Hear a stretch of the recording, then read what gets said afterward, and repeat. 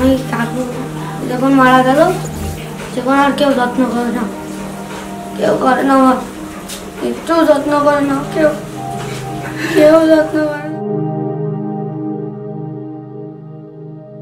হাসপাতালের শেষ দিনগুলোতে পৃথিবীটা যখন অনেক ছোট হয়ে আসছিল, আব্দুল্লাহ তখন মায়ের হাত ধরে অনেকটা আক্ষেপ করে বলছিলেন, দেখছো মা, কোনো বন্ধুবান্ধবের এখন আর সময় নাই, কেউ একটু দেখতেও আসে না মা আমাকে।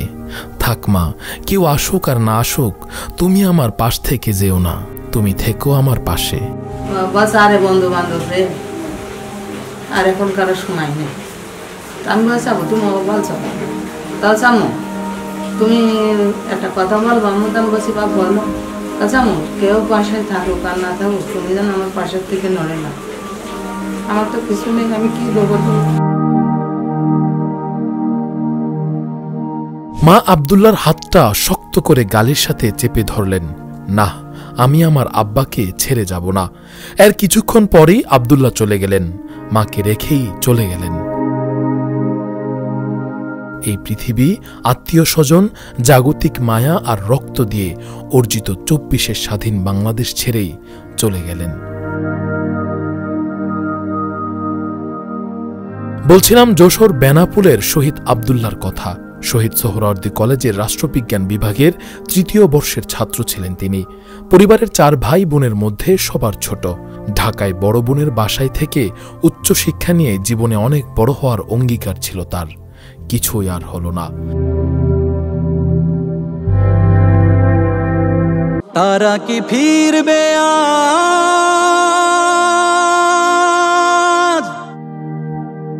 সবকিছুই থমকে যায় রাজধানীর তাঁতীবাজার মোড়ে। 5ই আগস্ট দুপুরের দিকে যখন শান্তিপূর্ণ মিছিলে ব্যানার হাতে দাঁড়িয়েছিলেন, ঠিক তখন তার কপালের মাঝ বরাবর পুলিশের ছোড়া একটা মরণঘাতী গুলি এসে আঘাত হানে। লুটিয়ে পড়েন রাস্তায়। প্রায় 2-3 ঘণ্টা আব্দুল্লাহর নিথর দেহ সেখানেই পড়ে থাকে। অতঃপর পথচারীদের সহায়তায় হাসপাতালে নেওয়া হলেও আব্দুল্লাহ আর ফিরে আসেনি, বরং ঢাকার সিএমএইচ হাসপাতালে 14ই নভেম্বর সকাল 8টায় মাত্র 23 বছর বয়সে তিনি শেষ নিঃশ্বাস ত্যাগ করেন। আব্দুল্লাহকে হারিয়ে পাগল প্রায় তার পরিবার। ঝরালে রক্ত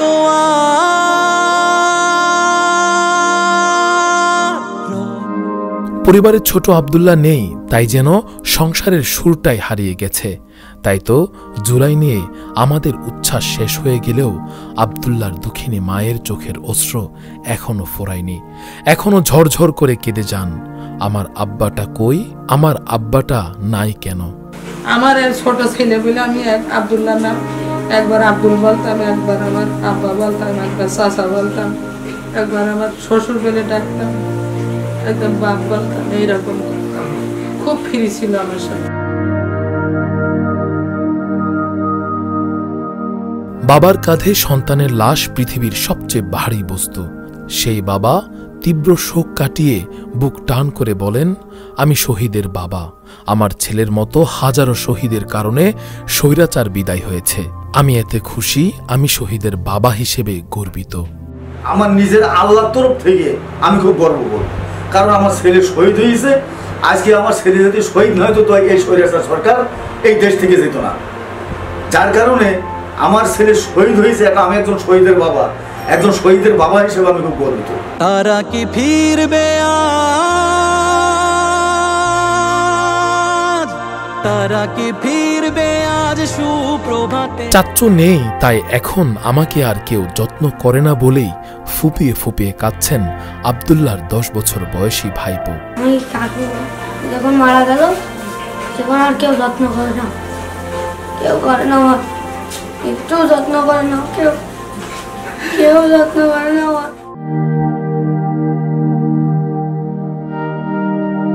আসলেই তো একটা মানুষ একটা পরিবারের কত রকম চরিত্রে দায়িত্ব পালন করেন।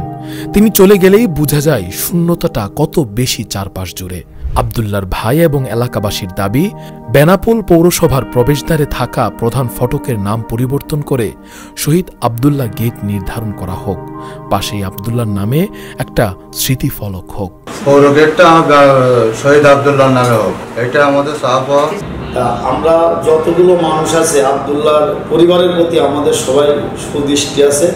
এই দাবিটা হচ্ছে বেনাপোল পৌর গেটটা শহীদ আব্দুল্লাহ নামে নামকরণ করার কথা ছিল। নিজের আত্মাদের সাথেও কখনোই কারোর সাথে খারাপ ব্যবহার করিনি, বন্ধু বান্ধবের সাথে হাসি খুশি ভাবে বেড়াইছে। তারা কি ফিরবে আজ?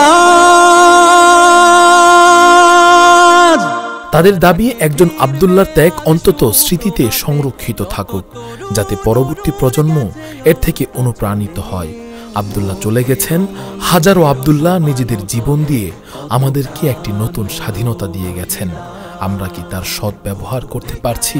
যে চেতনায় এই ত্যাগ তারা করে গেছেন, সেই চেতনা কি ধারণ করতে পারছে 24 পরবর্তী স্বাধীন এই বাংলাদেশ? রাষ্ট্র তার উপর অর্পিত কাজটুকু করবেন, এটাই প্রত্যাশা আব্দুল্লাহর পরিবার এবং এদেশের সকল মানুষ। সব কটা ফুল যদি ছিঁড়ে নেয় তারা, সব কটা ডাল যদি ভেঙে দেয় তারা, শেষ হলে ধ্বংসের সব পায় তারা, নিত্য সুফলা মাঠে জন্মাবে চারা, শাখা প্রশাখায় ভরে যাবে ফুল কলি, সুরভির সমাবেশে জড়ো হবে অলি, আবার নতুন করে ছড়াবে সুঘ্রাণ, আবারও নতুন সুরে সাজাবে সে গান, রুখা কি যাবে আর? বসন্ত কি আর রুখে দেয়া যায়? কোনো পাষাণ সীমারের দম্ভ বলে, মুক্তির মন্দির সোপান তলে কত প্রাণ হলো বলিদান, লেখায় আছে অশ্রু জলে।